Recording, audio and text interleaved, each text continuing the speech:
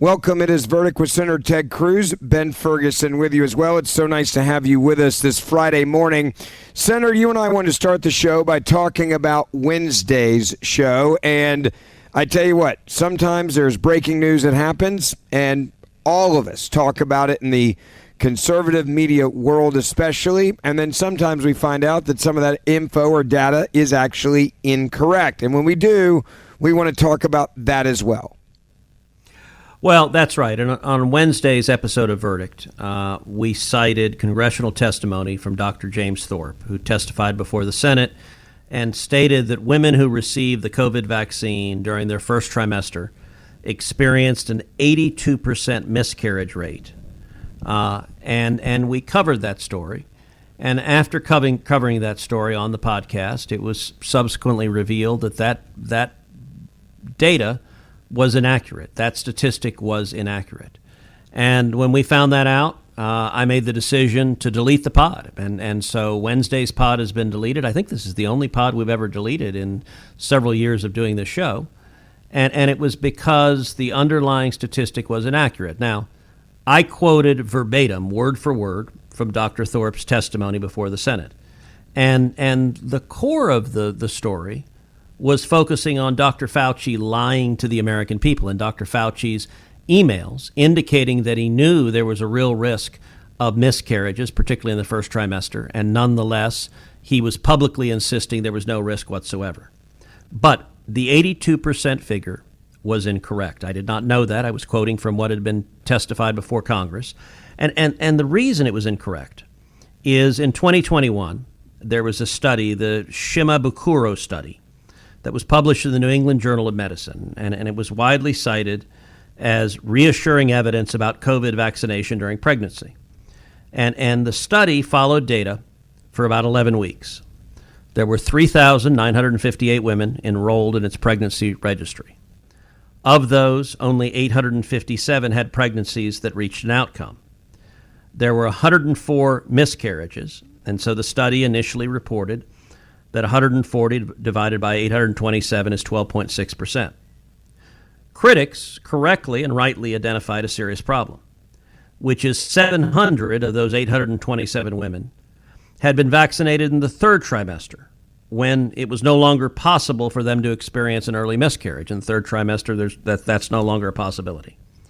And so there was a widely circulated reinterpretation that removed those 700 women and calculated the ratio of 104 to 127, which is the 827 minus the 700. That led to 82%.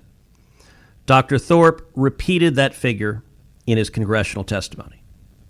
But that 82% calculation was objectively incorrect. Many of the women vaccinated early in pregnancy were still pregnant when the short study ended. So their ongoing pregnancies were missing from the denominator. And the original Shimabukuro study was subsequently corrected as well. And the corrected paper acknowledged that the preliminary data did not provide an appropriate denominator for calculating the risk of spontaneous abortion. So we know that the 82% statistic was wrong, and for that reason, I deleted not only the podcast, but several tweets that we had pushing out the conclusion. That being said, it is important to note the core point of the podcast, that Dr. Fauci himself raised concerns that the COVID vaccine could increase the risk of miscarriages, especially in the first trimester.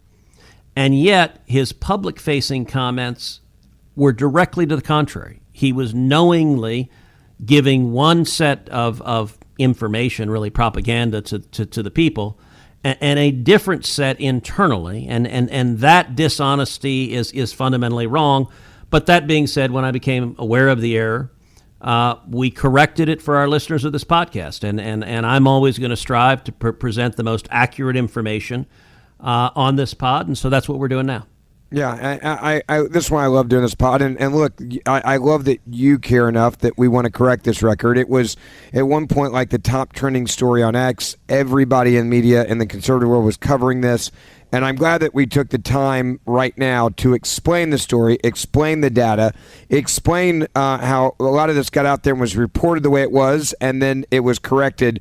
And I hope that people that listen to this pod understand we do our best to get things right all the time. When we get things like this and it changes, it changes. And when it does, we will tell you. And hopefully that's why you're listening to Verdict and why you love this show. So I love that we explained it.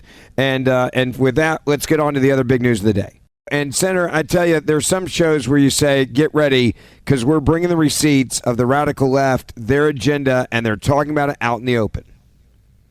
Well, I got to say, we are 3 months away from the election, and the group of Democrats that have been nominated to run for office, to run for Senate, is staggering.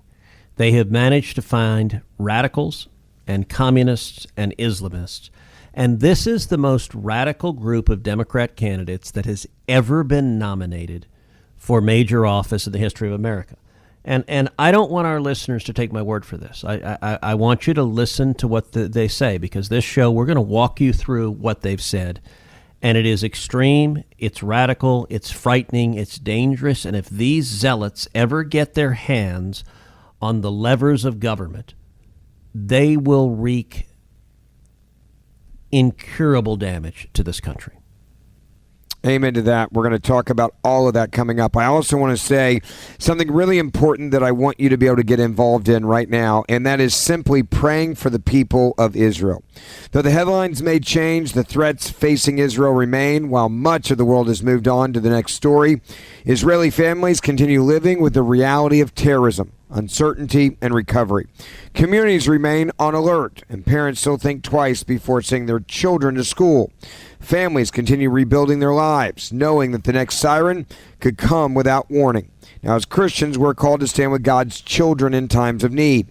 That's why the International Fellowship of Christians and Jews remains on the ground in the Holy Land each and every day. They are providing life-saving aid, food for the struggling families, emergency assistance, bomb shelters, and critical support for those impacted by war.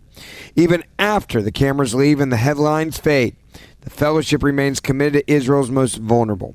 So I want you to join the International Fellowship of Christians and Jews in simply praying for the people of Israel, for protection, for strength, and for a lasting peace. Together, we can remind God's people that they are not alone. You can stand with Israel in prayer today by visiting prayifcj.org. It's real simple. That's prayifcj.org. All right, so Senator, let's set the stage here a little bit. We've been talking a lot on this show, and if you're listening on the radio right now, make sure you download Verdict with Ted Cruz, the podcast we do 3 days a week.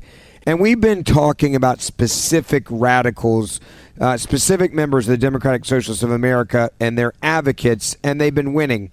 But let's take a step back, and I want to ask you a bigger question. And for a lot of people, they're still trying to get their head out of around the idea. How is it that these types of radicals are not just running and getting funded, but also winning?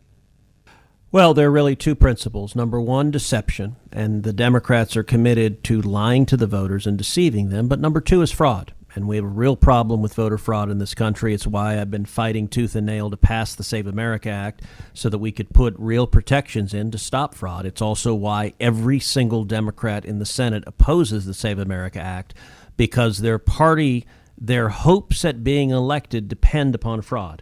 And I want to start as an umbrella for all of these radicals that are running with a story that broke this week about James O'Keefe. James O'Keefe, the founder of Project Veritas, who does undercover journalism. And I got to say, James O'Keefe has done more journalism. He initially broke the story that took down Acorn, the radical left-wing grassroots organizing group that was flagrantly violating the law, and O'Keefe's reporting took them down entirely. He's done more reporting than ABC, NBC, and CBS put together. He's done more reporting than almost the entirety of the so-called news enterprise.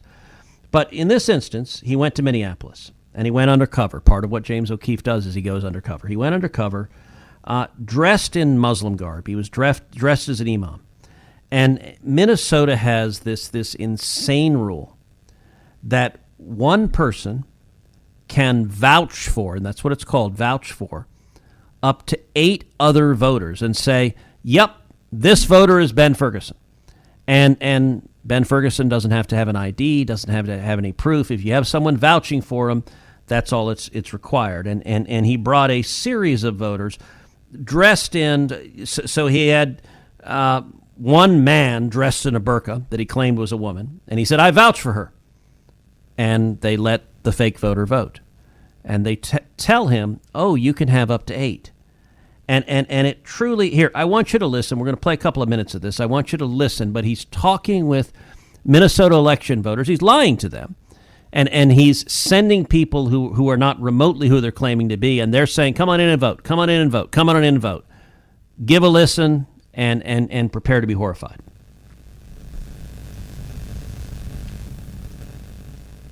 James O'Keefe, and this is vouching for 7 other Muslims at a Minneapolis polling booth. We're going in to this location, and I'm going to say that I'm vouching for them. The name is William Lawrence. The question about the vouching program, vouching. I can vouch for them, but they are not registered. That's okay, that's fine. Can I bring 5 more from up to 8 people? Okay, that's a good thing. We go back and we get Krishna and Ernesto and Mohammed. In Minnesota, you can show up on election day and vouch for up to 8 unregistered voters. Members of the Justice League dress up in traditional Muslim attire, including a transgender wearing a burqa, disgusting, and put this vouching law to an extreme test on primary day, August 11th. Gonna be a baller, shot caller, 20-inch blades on the Impala. The vouching, You're vouching for. I vouch for them. Oh, great. Is that okay? Yes. How does that work? Well, if you're all in the same precinct Yes. and you are already registered, which looks like you are, then you can vouch for them as ID for them. Oh, good. She says to me, I say they do not need ID. She says, you are the ID. He is the ID. See, I am the ID. And no ID needed. I just vouch for them. Well, It's you're good. the ID. I am the ID. It's good. How many people may I vouch for? What is it? It's 8? I thought it was 6. I can vouch for 8 people. 8 people, no ID. We come right back. Thank you. Most poll workers we visited were willing to let us vouch with no questions asked, even when presented with the most absurd situation imaginable. While other poll workers did take issue with our investigation, revealing their awareness that something about this vouching system is deeply flawed or wrong. Yet for some reason, they don't want us to expose it. Can't have her see me. Get down. Baller, I'm a 20-inch crawler, blaze on Impala, diamond rock waller. In Minnesota, voters can vouch for up to 8 of their unregistered friends. At the polling place, a registered voter from the same precinct signs an oath confirming that they personally know the voter lives there. This allows someone without ID to register and vote. And employees of residential facilities may vouch for an unlimited number of facility residents to vote at the facility's address. That's right, an unlimited number. While proponents emphasize that the policy expands ballot access for recent movers and senior citizens, critics view it as a potential for fraud. Now, Senator, let's just stop there for a second. When you hear the way this is set up, it seems like it's the way you would set up the system if you were wanting it to deliberately be used to have fraudulent voters voting in elections.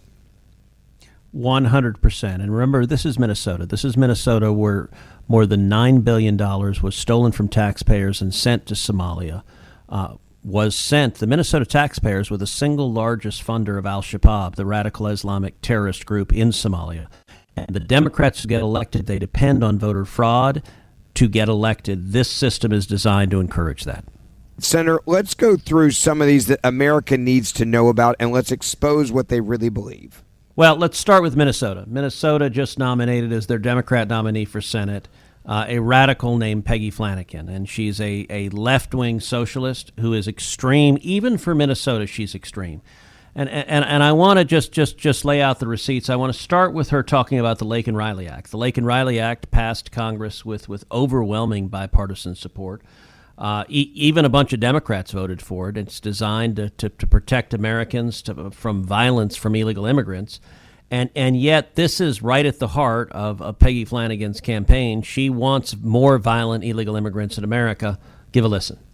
Well, I think, what we heard from Minnesotans is that this was really an issue of judgment. My opponent was the only Minnesota Democrat to vote for Donald Trump's immigration bill, the Lake and Riley Act, which, I think really gave the green light for the just chaos and cruelty that we saw here in the streets in Minneapolis. You hear that, and the description, it's pretty laughable.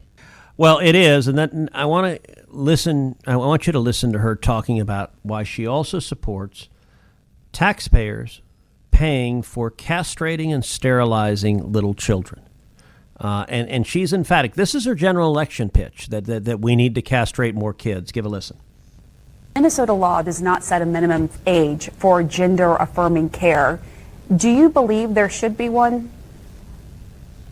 I believe that what we need to do is make sure that people have access to health care. Frankly, that's one of the reasons, why I've run so hard on Medicare for all and making sure that we get rid of gender-affirming care and an age? Should there be an age limit? I think gender-affirming care is part of healthcare. People need Should there be access an age limit for it? To healthcare. I think our law, as it stands, is a good law. Senator, the only way I can describe what you just heard is this is what evil sounds like when it's in a political forum, and the idea that you can just mutilate a child at any age. If you're a crazy parent that decides they want their boy to be a girl or their girl to, quote, be a boy, you can just do this to them, and there's no age minimum is absolute, not just insanity, but I do believe it's child abuse and pure evil. Look, I wish, Ben, you were exaggerating, but you're not. What Peggy Flanagan is arguing there is there should be zero age limit for castrating and sterilizing children. So if a 5-year-old boy says, I think I'm a girl, and that poor little boy has leftist parents who believe in the ideology that whatever pops into the head of a child, you need to bring a surgeon's scalpel behind it. According to Peggy Flanagan, you ought to be able to castrate that 5-year-old boy. Now, to be clear, no child has the emotional maturity, the intellectual maturity, the awareness of the world to have any ability to make a decision about whether he or she will procreate, have children, wants to be a different gender. Look, kids want to be a Tyrannosaurus Rex, and yet ideology matters more. And by the way, Peggy Flanagan is also saying if a little girl, a 5-year-old, she says there's no age limit. So a 5-year-old says, I think I'm a boy. What she's advocating, and I got to say, I hate the phrase gender-affirming care. Of course, CNN uses that phrase. It is not affirming. Cutting your genitals off is not affirming your gender. It is destroying and removing essential attributes of your gender. And so it is, George Orwell could not have thought of anything as twisted as gender-affirming care when it is sterilizing and mutilating children. But what Peggy Flanagan is saying is if a 5-year-old girl says, I think I'm a boy, sterilize her and make it so that little girl can never have a child. When she grows up, when she's an adult, she might say, of course I'm not a boy. I'm a girl, I'm a woman, I want to have babies, but nope. Peggy Flanagan has already destroyed her ability through permanent sterilization. The idea that we have candidates running that are advocating for sterilizing children and view it as a matter of fundamental justice. Of course we should sterilize children. That shows just how radical these candidates are. Yeah, this comes also as a week where we saw another radical bill that actually dealt with late-term abortions, and it was celebrated by the media as a states' rights issue, and that you could have things like this. There are a lot of Americans listening right now that I think feel like, in a weird way, we're starting to lose on some of these issues. What is your thoughts on that? Well, if you have not seen the video of the governor of Massachusetts, who is Maura Haley. She is a liberal Democrat, and she is signing a law that is legalizing abortion in Massachusetts up until the moment of birth. So late-term abortion. Look, Massachusetts already had almost no limits on abortion, but that was not enough. They wanted in the 9th month, like you could literally be about ready to deliver, And if you decided you didn't want it, you could kill that child. And the video, if you have not seen it, of the governor surrounded by about a dozen all young white women, left-wingers, laughing with joy, celebrating that late-term abortions. By the way, do you know what the polling is on the number of Americans who support late-term abortions? Yeah, the majority is saying no to it, just so America understands. Much more than that. 91% of Americans say no.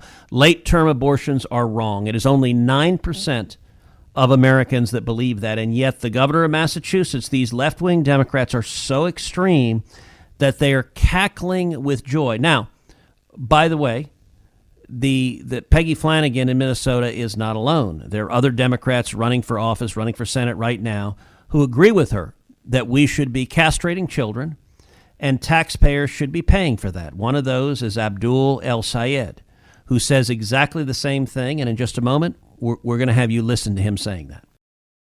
Now, before we get into more of this story, I do want to talk to you real quick about something that you can do to make a big difference in this country, the values that we believe in, and literally make a difference every single day. There are so many brands today that claim to stand for American values, but most of the time it's all talk and no action. That is what makes Patriot Mobile different. For more than 12 years, Patriot Mobile has been living their values and standing in the gap for every American who believes freedom is actually worth fighting for. Now, their business was founded on a simple conviction. If culture is being shaped through commerce, then Americans deserve a real conservative alternative. Now, today, Patriot Mobile is the only Christian conservative wireless provider. And what they offer you is premium priority nationwide service on any of the three major U.S. networks. You get unlimited data plans, international roaming, 100% U.S.-based customer support. And then there's another great thing about Patriot Mobile, and this is what sets them apart. Their mission is different as a company. Every year, they contribute millions of dollars at no extra cost to you to organizations that defend our free speech, our religious liberty, the sanctity of life, as well as the Second Amendment. They also support our veterans, and that is something I love about them. So why not switch your phone bill to a great company that makes a difference every time you pay your bill? Join the movement today. Go to patriotmobile.com/verdict. That's patriotmobile.com/verdict, or call them 972-PATRIOT. And if you use the promo code VERDICT, you will get a free month of service as well. What are you waiting for? Make a difference today. patriotmobile.com/verdict or 972-PATRIOT. Abdul El-Sayed, he is on the cutting edge of this radical movement, Senator. He is obsessed with this, again, not only his socialist government-run health care, but also the advocacy for gender mutilation surgeries for children. Well, I wish you didn't use the term cutting edge, but it is startlingly accurate. Here, give a listen to Abdul El-Sayed telling you in his own words. Should be a choice made by a patient and their doctor. If that patient is under the age of 18, the parents as well, right? And I believe that Medicare for All should cover all health care. Yeah. Which is defined by what a patient needs in accordance with their doctor. So that includes reproductive rights, right? That includes gender-affirming care. Senator, let's go down this logic train for just a moment. He's saying it should be a patient's choice to choose. That, I guess, means a 2-year-old, a 3-year-old, a 4-year-old, a 5-year-old, a 6-year-old. They can choose, as he describes it, to decide to mutilate their body forever, to make it where they can not have a kid the rest of their life if they're a girl. And I guess now if your kid decides they're Superman and they want to jump off the building, you can't stop them either because that's their choice to say they're a superhero. Where does this insanity stop with them? It doesn't stop anywhere. This is radical ideology, and he's saying taxpayers should pay for castrating kids. It's extreme. Now you might say, okay, look, he's a radical on transgender issues. But, surely this is a guy who, is proud to be an American. Well, no. You remember we had this communist candidate for governor in Wisconsin who narrowly lost the primary by about a point. And one of the many things she has said is that she wanted to cancel Thanksgiving. And when you and I and others called her out on it, a lot in the media went crazy. And in fact, they used their classic Republicans pounce. They're accusing Democrats of wanting to cancel Thanksgiving. Well, she lost her primary, but Al-Sayed did not. Let me read you Al-Sayed's tweet on Thanksgiving. Quote, "Just a reminder this Thanksgiving, this country was built on the systematic annihilation of indigenous peoples, whose ancestors suffered some of the highest rates of homelessness, joblessness, and mortality today. We owe so much more than thanks. Time for reparations." So in other words, he wants your kids and my kids to pay for the people that Marxists say were oppressed. Now, mind you, my family, my dad came from Cuba. We didn't oppress anyone. My grandfather was born and worked on a plantation in Cuba, and yet he wants to say, I got to pay for people that I've never oppressed. And more fundamentally, that we shouldn't give thanks for anything, that America is not a country worth giving thanks for. That's who he is, but it's not just that. It is, look, we've talked a lot on this podcast about the intersection between Marxism and Islamism. I want you to listen to Al-Sayed talking about Sharia law and how committed he is to Sharia law. Give a listen. But I was reminded, actually, about events that I remember because I was an adult when they happened. And that was question 755. When the state of Oklahoma voted in a referendum to amend the Constitution to ban Sharia law. What does that mean? I don't know. And yet the voters banned it anyway. What I offer today is just a reflection on the American history that runs through this state. You all sitting in this room, in this town, we're sitting in a space, in a time when I don't have to tell you that the same exact forces that drove native peoples from their land 2 centuries ago, destroyed Black Wall Street a century ago, bombed a building decades ago, and tried to ban Sharia law not a decade ago, those forces are alive and well today.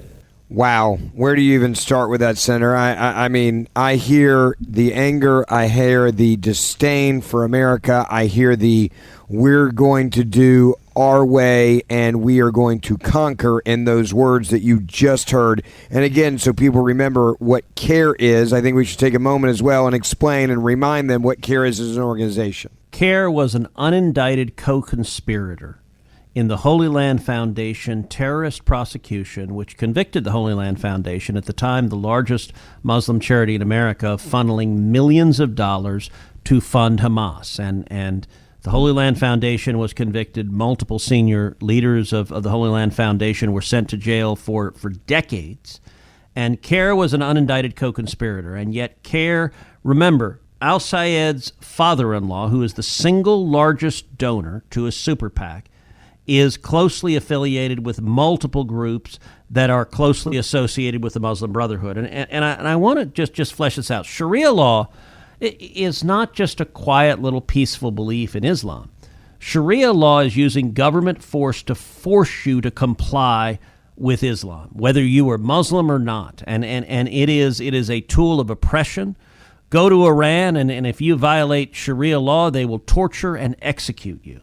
And I want to read from a story from the Free Beacon that is laying out Al-Sayed's record. Here's what he said, quote, "You cannot understand the challenges we face today without understanding white supremacy. I don't have to tell you that the exact same forces that drove native people from their lands 2 centuries ago, destroyed Wall Street a century ago, bombed a building a decade ago, and tried to ban Sharia law not a decade ago, that those forces are alive and well today." And the Free Beacon continued, "Al-Sayed's obligation to Sharia law is well reflected in his personal and financial affairs. Al-Sayed was described as a, quote, particularly devout Muslim in the Michigan Daily in a 2006 story, covering his relationship with his wife, who wears a hijab, is rarely seen at campaign events, and did not attend El Said's primary watch party on Tuesday. Quote, Islamically, there are no premarital relations of any sort, El Said told the paper to explain why he proposed to her when she was a college freshman and he was a junior. No touching, no nothing. Given that, the logical solution is to get married. El Said courted and married his wife according to Islamic law, which included a traditional two-step marriage that saw the couple living apart and remaining chaste for the first year of their union. Getting ice cream is the number one thing we do together, El Said said in 2006 about his married life. His wife now operates a private psychiatry practice that does not accept Medicaid, Medicare, or any other insurance, a policy that invites her husband's criticism of such bans as, quote, perpetuating long-held racism and structural racism.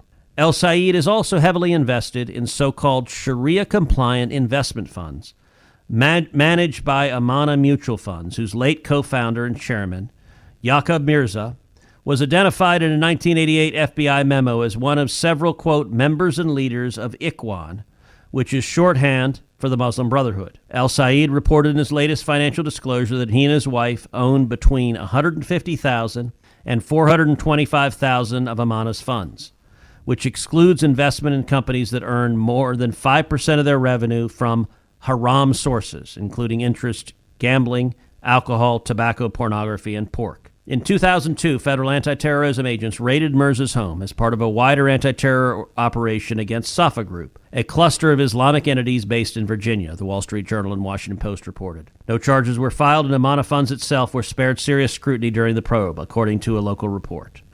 This is someone who himself is deeply committed to Sharia law and has defended Sharia law being forced on everyone else. And yet, I want you to listen to and watch a really bizarre ad, because this man is a Marxist and an Islamist. And yet his campaign, there are multiple videos he's put out of him dancing and lip singing to female singers in a way that's really astonishing. But I want you to listen to this particular ad that he put out. Now, for you guys listening, I think the best part about this, just so you understand the set, it's a animated set, but he's dancing like on it for this kids show called Blues Clues. That is setting the stage for you, and take a listen. Here's the mail, it never fails. It makes me want to wag my tail. When it comes, I want to wail. Mail! Thanks, mailbox. We just got a letter. We just got a letter. We just got a letter. I wonder who it's from. Oh, it looks like my ballot. Brought to me by my Secretary of State. And with it, I can participate in democracy. The first day that I can turn this in is June 25th, but it has to be postmarked by July 21st. Or I can drop it off up until Election Day, which is August 4th. Thanks, Secretary of State. Thanks, mailbox. Votes could do, we can't do.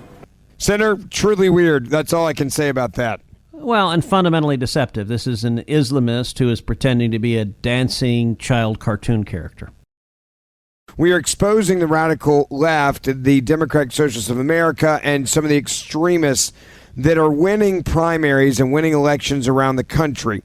One of them, Senator, is a guy by the name of James Talarico. And every time you think you've heard the craziest thing from him, he's running for the Senate in Texas, trying to act like he's a big Texan, even though he doesn't, he's vegan, doesn't eat meat, and thinks that there's, I don't even know how many genders and God's non-binary. But every time you think, all right, it's all out there, you get something else that pops, and it makes him even more out of step with average mainstream Americans. Well, there's a theme across all of these radical Democrat candidates, which is they're fakes. I've said for a long time that in the United States, a conservative wins when he effectively communicates what it is that he or she believes. And a liberal wins when he effectively obfuscates, when he hides or covers up what he believes. That is the theme across the board. So you have these Islamists and Marxists who campaign and they do lip singing to songs and dancing like children's characters. You have in Alaska one of the great examples of fakes. The Democrats, the incumbent senator is my very dear friend Dan Sullivan, a great Republican senator from Alaska, The Democrats recruited a guy named Dan Sullivan to register, and he's on the ballot as a Republican. So there's going to be two people named Dan Sullivan, Republican, one the actual senator, and the other, a guy named Dan Sullivan, who has contributed to the Democrat in the campaign, whose campaign press release was written by the Democrat consultant. And their purpose in that race is to deceive the voters and to have them confused. And if 2, 3, 4% of them think they're voting for Dan Sullivan, the actual senator, and instead are voting for the liberal fake Dan Sullivan, they might elect the liberal. But Democrats don't care about democracy. That's not what this is about. This is about deceiving the voters. There's another category, which is the fake independent. So in states like Nebraska, they've recruited a liberal Democrat who claims he's an independent. They're doing the same thing in Montana, where they run a, quote, independent who's a liberal Democrat who will vote for Chuck Schumer on everything. But they want to fool the Democrats into thinking, and the voters to thinking, oh, this is not a Democrat. Another species and strategy they've tried this time is the fake pastor. And so they've decided, gosh, we have a problem with people of faith, that we're radical, godless, soulless, faith-hating, religiously liberty-hating heathens. And I guess speaking, I was going to say I'm speaking excessively, but I don't know that I am. But let's take Talarico. So Talarico, it's widely said, is a seminarian. Now, he said, among other things, God is non-binary, there's 6 genders. He's stood before churches and said he cries and weeps for his whiteness and his masculinity. He's also said at times he hates Christianity.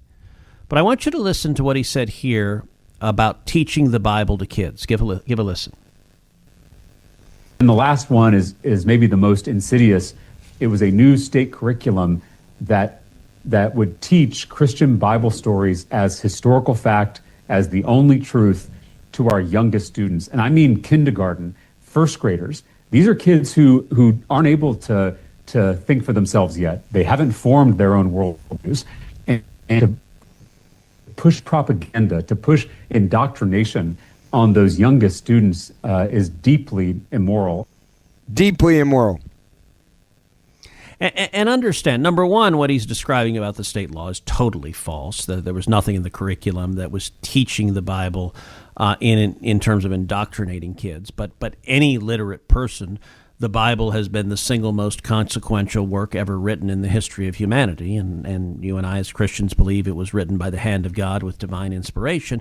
But the curriculum is simply teaching the Bible, because if you know nothing about the Bible, you're truly an ignorant person. But I want you to listen to the word he used describing the Bible as propaganda. That if kids know something about the Bible, it is propaganda. And ask yourself, what actual Christian pastor would describe the Bible as propaganda? I agree that public schools should not be proselytizing any faith, but that's not, in fact, what the Texas curriculum does. It does ensure that you have literate kids that are aware of what's in the Bible, and by the way, what's in history books and math books and all of the whole field of knowledge. But that is who the Democrats have nominated in hopes that people will think, oh, he's just like me. I want to also point out a fellow who is running for Senate in Kansas. Now, you might not think Kansas is close, but I'll tell you, in this election cycle, the numbers are bumpy. And Kansas, Roger Marshall's the incumbent. He's a good friend of mine. He's a good man. I think he's going to win. But the Democrats recruited a pastor from a giant church in Kansas City, a very liberal pastor, to run as a Democrat. And so as a Democrat, he's supportive of all the left-wing ideology that these other lunatics support. But he's trying to cover it up. And I want you to listen to a sermon that he preached in his church. And I'm going to tell you, in the sermon, he explains that you don't actually have to be a Christian to go to heaven, and that you don't have to believe in Jesus to be saved. Give a listen. And I've spent a lot of my life studying different world religions, and you find some get you a little closer. The image begins to become clear, like this picture on the screen. And then you study another one, and you find it gets even clearer. You suddenly see that the image becomes even more in focus. And so for me, as I've studied different world religions, I sit in the chair and I'm looking through these different lenses. And when I finally got to that last one, when I finally got to Jesus and Christianity, It was like I could see clearly, the clearest that I had seen. And so I think about how Paul says, he talks about Jesus, he says the Son is the image of the invisible God. Right? And Jesus elsewhere says, if you've seen me, you've seen the Father. And so in Christianity, we believe that God actually came and walked among us in the flesh. He didn't give us a book. He came in person. And when we look at Jesus, we have the clearest picture we have of God. And so when I began to look through the lens of Jesus, my eyesight, spiritual eyesight, I felt became the most clear it could be, like you see in this image here. Now, the truth is that a Muslim would say through Islam, they see the most clearly, and a Hindu through Hinduism, and a Jew through Judaism. And so I recognize we all are, we all have a different lens that we're seeing through. And sometimes we think, depending on how we were raised and how we think, one lens is, clearly a better lens for me. And when it comes to other faiths, I believe as a Christian that they are going to, when they get to heaven, they're going to see Jesus. And they're going to say, it was you all along that I was searching for. But I don't fear that those folks will spend eternity in hell. That's pretty radical. Well, it is, and what it is not is biblical. You can be a philosopher, you can be a left-wing advocate, but you cannot be a Christian preacher who is actually preaching Christianity and say that. That is the literal definition of heresy. And why is that? Because it directly contradicts the Bible. And let me quote John 14:6. Quote, Jesus answered, I am the way and the truth and the life. No one comes to the Father except through me. That's what the Bible says. And yet this Democrat, Adam Hamilton, who's running as I'm a preacher, is telling people, hey, you don't have to be a Christian to be saved. Jesus is not the way, the truth, and the life. Any way is fine. We're all going to heaven. It's all great. Kumbaya. Do whatever you want. That is the message of the world, but that is not the message of Scripture.